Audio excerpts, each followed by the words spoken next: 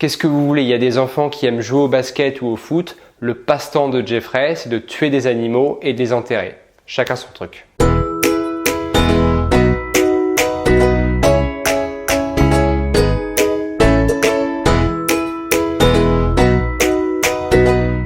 Salut tout le monde, c'est Mehdi, j'espère que vous allez bien. Aujourd'hui, on se retrouve pour une vidéo un petit peu spéciale puisque je vais vous parler de la célèbre série Jeffrey Dahmer sur Netflix. C'est la première fois que je vais vous parler de cinéma sur cette chaîne. D'habitude, je vous parle aussi et plutôt de psychologie. Mais comme la psychologie et le cinéma font partie de mes deux passions, c'est justement l'occasion rêvée pour les réunir. Donc, je vais tenter de vous donner mon avis sur la série et ensuite, je vais essayer de faire l'analyse psychologique du profil de Jeffrey Dahmer. Si vous ne souhaitez pas être spoilé par ce que je vais vous dire, je vous invite à quitter la vidéo. Et d'ailleurs, ça va être beaucoup plus intéressant pour vous si vous regardez la série avant, puisque vous allez pouvoir profiter et mieux comprendre l'analyse. De la même manière, si vous avez une âme sensible, je vous invite aussi à quitter la vidéo. La série Dahmer raconte l'histoire justement de Jeffrey Dahmer, qui est connu pour avoir tué plus de 17 personnes entre 1978 et 1991. Jeffrey Dahmer a été surnommé le cannibale de Milwaukee puisqu'il avait l'habitude de manger des parties de ses victimes. En général, ses victimes étaient des hommes gays afro-américains puisque Jeffrey Dahmer était lui-même gay et puisqu'il aimait davantage ce type de personnes. Son mode opératoire était assez simple. Il se rendait dans les bars ou dans les boîtes de nuit, il séduisait les hommes qui lui plaisaient, il les ramenait dans son appartement, il mettait discrètement un cachet, une drogue dans leur verre, puis une fois que ses victimes commençaient à perdre conscience, il les étranglait, leur fracassait le crâne, puis ensuite il avait malheureusement l'habitude d'agresser leurs cadavres, de les découper, puis ensuite de dissoudre leur corps dans l'acide afin de faire disparaître leurs traces. Bref, je crois qu'on peut dire assez facilement que c'était un vrai psychopathe. La série nous dévoile son enfance, son adolescence, son premier meurtre, jusqu'à sa descente aux enfers qui lui aura valu 16 peines de prison à vie. La série se conclut en nous montrant son procès, la souffrance des familles de ses victimes, la souffrance aussi de son entourage et le retentissement que ça a eu dans leur vie et plus principalement dans celle de son père. On nous montre aussi son incarcération, sa vie en prison et son meurtre par un codétenu. Déjà, si je vous parle de cette série, c'est vraiment parce que je l'ai adorée. Déjà tout simplement parce que le réalisateur de la série n'est autre que Ryan Murphy, le réalisateur qui a réalisé American Horror Story et Nip Tuck, deux séries que j'adore particulièrement. Donc déjà, c'est un premier point qui m'a vraiment motivé et encouragé à regarder la série. Ensuite, le jeu d'acteur de celui qui joue le rôle de Jeffrey Dahmer est tout simplement exceptionnel. Tout au long de la série, il arrive à endosser les différents masques et à passer par différentes émotions qu'a pu ressentir justement Jeffrey Dahmer. Je trouve son jeu d'acteur vraiment exceptionnel et époustouflant. Il arrive aussi bien à se montrer terrifiant, froid, colérique, triste et il arrive même à nous faire ressentir de l'empathie, donc c'est vraiment une vraie révélation pour moi. Les personnages secondaires sont eux aussi plutôt bons et je tiens à donner une mention spéciale à l'acteur qui joue le rôle du père de Jeffrey Dahmer et surtout à son jeu d'acteur lorsqu'il apprend que son fils est un tueur en série.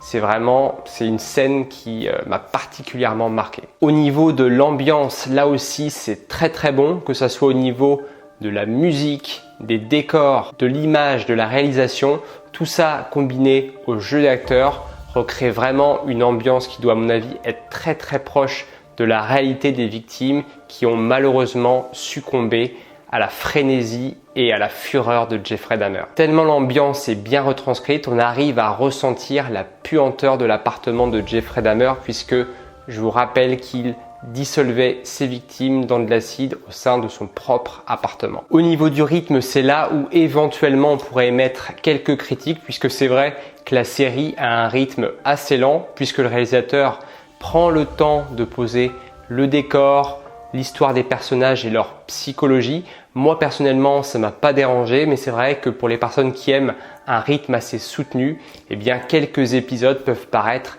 assez ennuyant. Autre critique que je pourrais reprocher à la série, au niveau de la trame, Le réalisateur a choisi d'alterner les scènes du présent, du passé et du futur, ce qui peut rendre un petit peu confus le suivi de l'histoire de Jeffrey Dahmer. Au niveau de la violence de la série, même si elle est interdite aux moins de 18 ans, il y a relativement peu d'images gore. En effet, la violence est plutôt suggérée que graphique. Personnellement, la scène qui m'a le plus marqué et qui m'a fait le plus frissonner, c'est celle où Jeffrey Dahmer se rend dans l'appartement de sa voisine et où il lui propose un sandwich qu'il a cuisiné personnellement, et la voisine tout naturellement n'a pas très envie de manger le sandwich offert par Jeffrey, et à tout moment on s'attend à ce que Jeffrey lui saute dessus. Et voilà, si vous avez vu la série, cette scène vous a normalement marqué.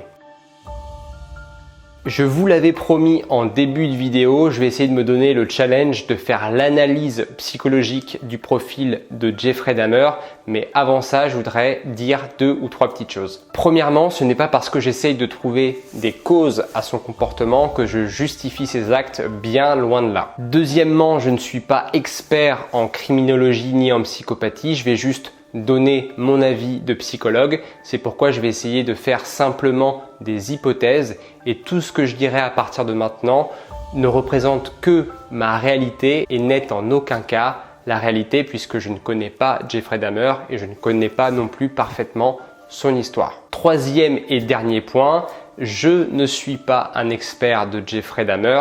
Pour réaliser cette vidéo, je fonde mon avis uniquement sur la série Netflix et sur quelques infos que j'ai pu trouver à droite et à gauche sur internet.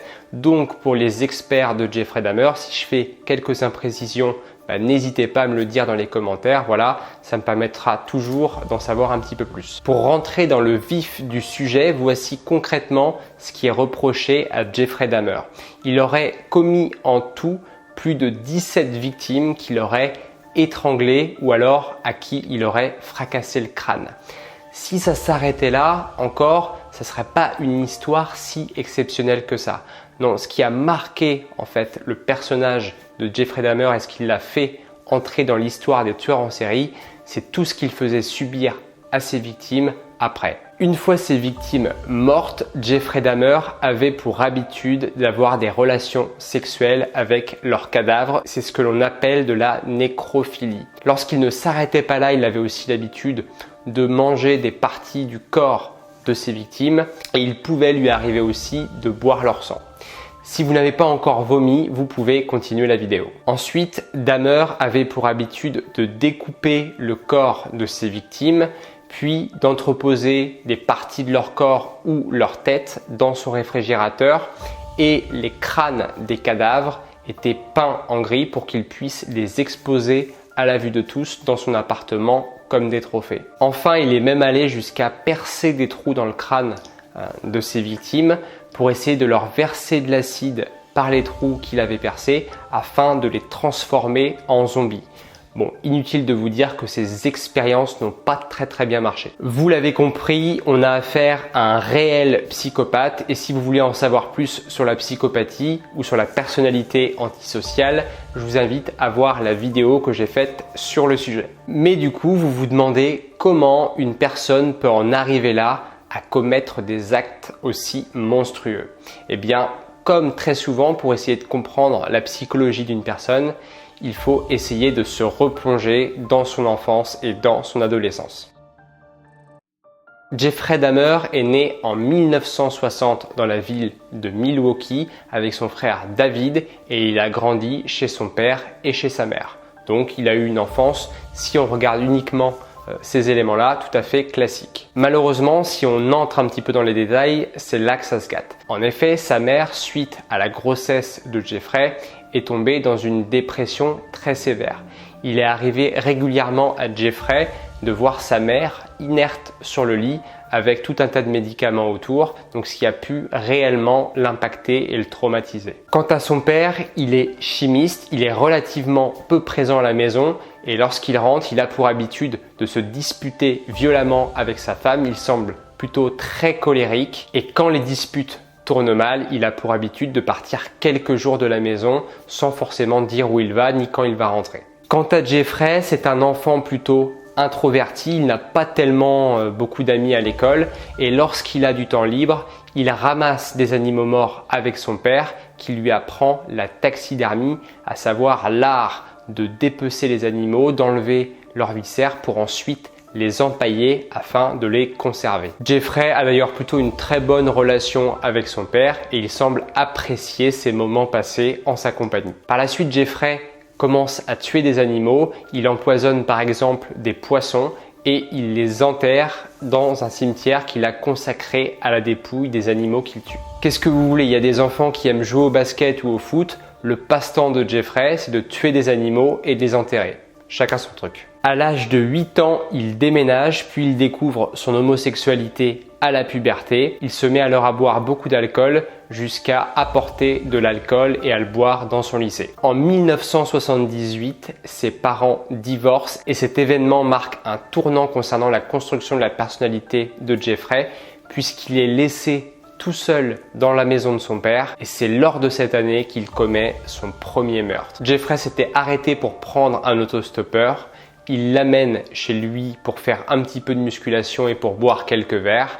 À un moment donné, l'autostoppeur dit à Jeffrey qu'il va s'en aller pour rejoindre des amis à un festival et comme Jeffrey ne le supporte pas, comme il ne supporte pas que l'autostoppeur décide de partir, il se saisit d'un haltère et lui fracasse le crâne avec. Pendant plus de 13 années, il va ensuite enchaîner les meurtres, toujours plus cruels les uns que les autres. Il va être arrêté 2 fois et en 1991, l'une de ses victimes va parvenir à s'échapper, ce qui va valoir l'arrestation définitive de Jeffrey Dahmer.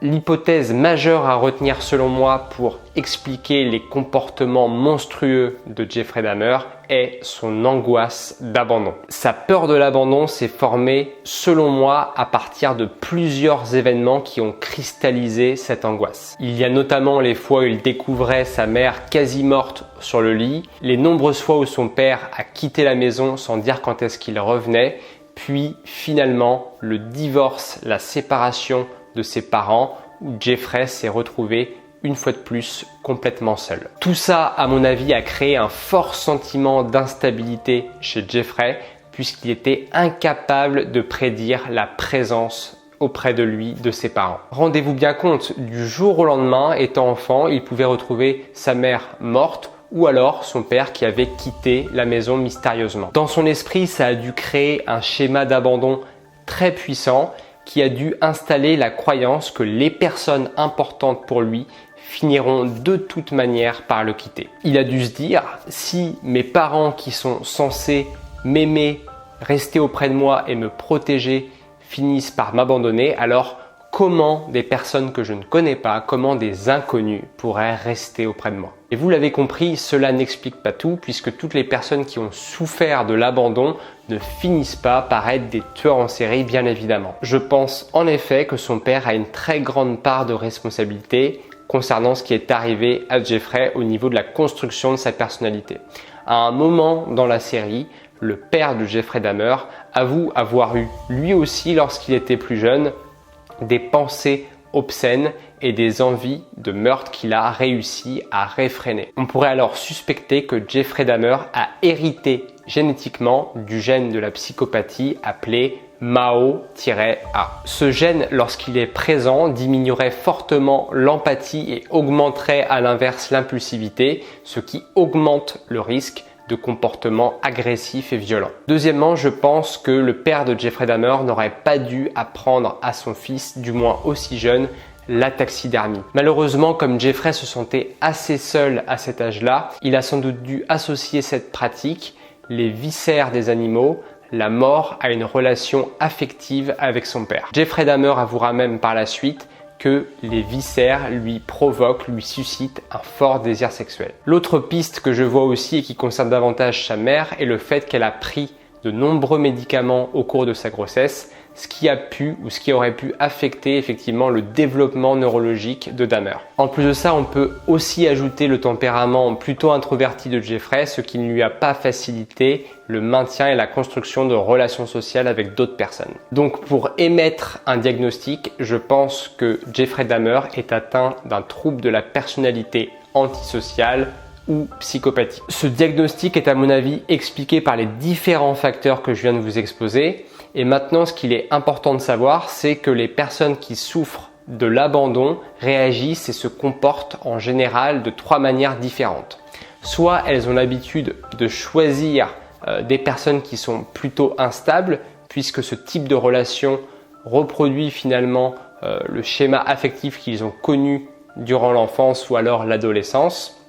L'autre manière de se comporter afin d'éviter de ressentir à nouveau la souffrance liée à l'abandon, c'est d'éviter les relations. Troisième comportement, elles peuvent compenser leur peur de l'abandon en collant leur partenaire, en testant leurs limites ou en leur faisant des crises violentes pour vérifier si elles tiennent vraiment à eux. Selon moi, Jeffrey Dahmer utilise une version psychopathe de la compensation, c'est-à-dire une version extrême et trash de ce type de comportement. En clair, comme il se dit que ses proches vont finir par le quitter et comme il ne peut pas le supporter, eh bien, tout simplement, il décide de les tuer. Comme ça, c'est plus simple, il fait absolument ce qu'il veut d'elles, il les contrôle et il n'a pas à s'embêter à vérifier leurs textos. Comme si ça n'était pas suffisant, il va aussi conserver leurs os et leurs crânes et il va les manger pour les incorporer dans l'espoir que ses victimes restent définitivement avec lui. À un moment donné dans la série, Jeffrey tente de construire une relation et malheureusement, son petit ami à ce moment-là décide de partir pendant une semaine tout en lui disant qu'il va revenir le week-end prochain. Malheureusement, vous l'aurez compris, Jeffrey est incapable de le supporter et il va lui fracasser le crâne pour que son petit ami reste toute la vie auprès de lui. Donc en clair, Jeffrey Dahmer est un maniaque du contrôle qui est incapable de supporter l'idée qu'il pourrait perdre un jour les personnes à qui il tient, ce qui lui aura valu de faire plus de 17 victimes et malheureusement ce qui le conduira à sa perte puisque comme je vous l'ai dit, il se fera assassiner en prison. Voilà, cette vidéo analyse est terminée, j'espère qu'elle vous aura plu. N'hésitez pas à me partager votre avis dans les commentaires, à liker et à vous abonner à la chaîne. D'ici là, je vous dis à très bientôt pour une prochaine vidéo. Salut!